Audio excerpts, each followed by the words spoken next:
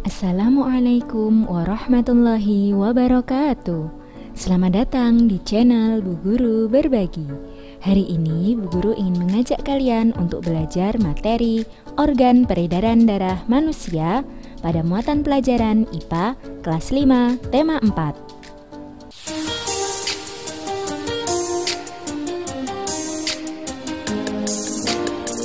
Di dalam tubuh kita memiliki darah yang sangat penting bagi manusia.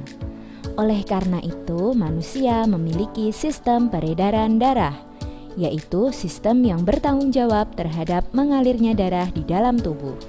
Ada dua sistem peredaran darah di dalam tubuh manusia, yaitu sistem peredaran darah kecil dan sistem peredaran darah besar.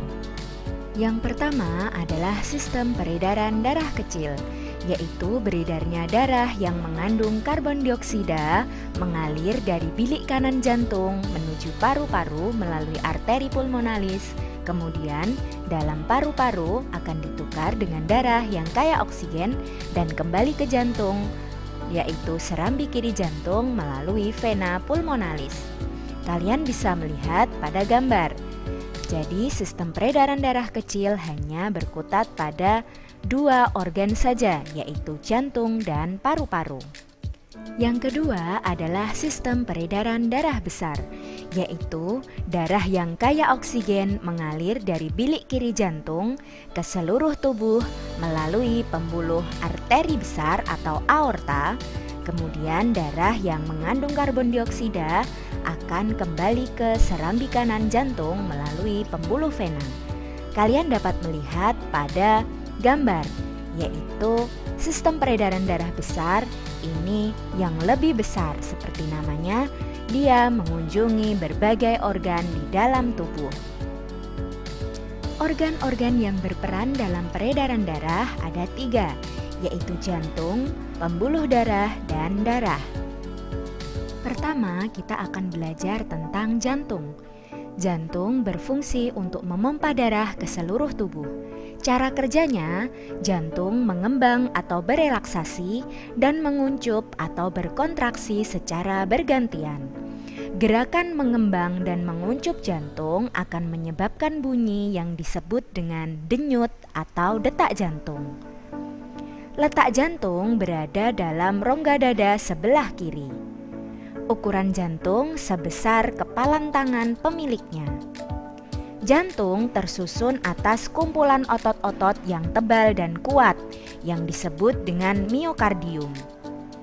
Jantung terdiri atas 4 ruang, yaitu serambi atau atrium kanan, serambi atau atrium kiri, bilik atau ventrikel kanan, dan bilik atau ventrikel kiri. Bagian kanan dan kiri jantung dibatasi oleh sekat yang disebut oleh katup jantung, yang berfungsi untuk mencegah bercampurnya darah kaya oksigen dan darah kaya karbon dioksida.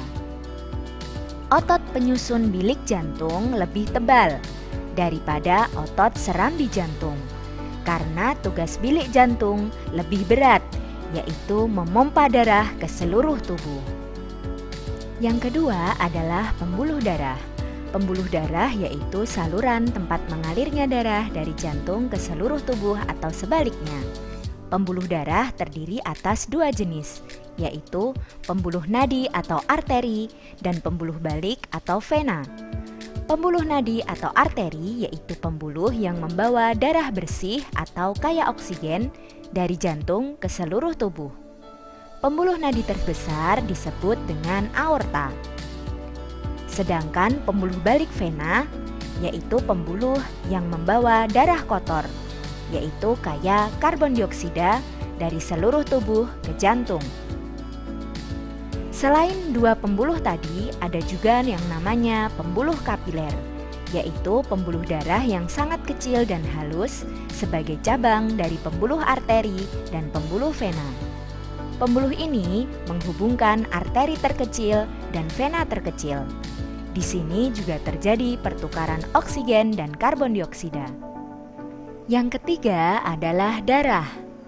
Komponen darah manusia terdiri dari 4, yaitu 1. Sel darah merah atau eritrosit, yang berperan sebagai pengangkut oksigen dan karbon dioksida.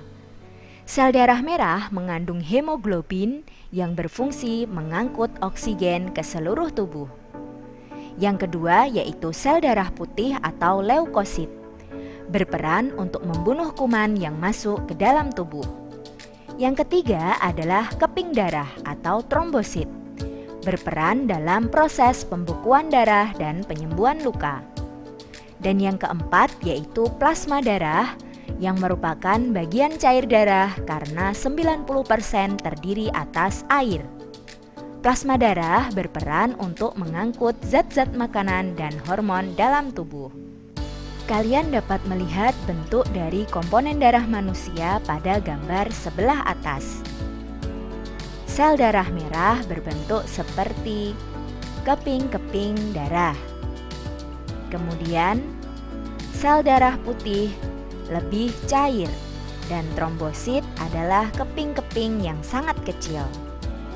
Kemudian, ketika darah manusia diambil dan diuji di laboratorium, akan terlihat kandungan komponen darah manusia yang bagian bawah yaitu sel darah merah itu terdiri dari 45%. Kemudian sel darah putih dan keping darah atau platelet itu 5%. Kemudian plasma darah itu sebanyak 55%. Setelah mengetahui komponen darah manusia, kita akan belajar lebih lengkap tentang fungsi darah. Yang pertama yaitu mengalirkan oksigen ke seluruh tubuh. Selain itu juga mengangkut karbon dioksida dari seluruh tubuh menuju ke paru-paru dan jantung. Kemudian mengedarkan sari-sari makanan ke seluruh tubuh. Mengedarkan air untuk menjaga tekanan osmosis tubuh, mengedarkan getah bening, menghindarkan tubuh dari infeksi dengan membentuk antibodi berupa sel darah putih dan sel darah pembeku, kemudian mengatur keseimbangan asam basa dan menjaga kestabilan suhu tubuh.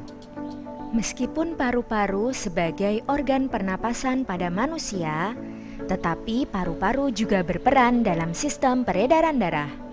Fungsinya yaitu sebagai penyuplai oksigen ke dalam darah. Cara kerjanya, darah yang telah diedarkan ke seluruh tubuh itu tidak lagi mengandung oksigen, melainkan mengandung karbon dioksida, sehingga darah tersebut bersifat darah kotor. Oleh karena itu, darah akan dibawa ke paru-paru untuk diganti dengan oksigen supaya membawa darah bersih. Sekian penjelasan dari Bu Guru Berbagi. Terima kasih telah menyimak video ini dengan baik. Jangan lupa tinggalkan jejak positif dengan like, comment, share, and subscribe. Wassalamualaikum warahmatullahi wabarakatuh. Sampai jumpa pada video-video berikutnya.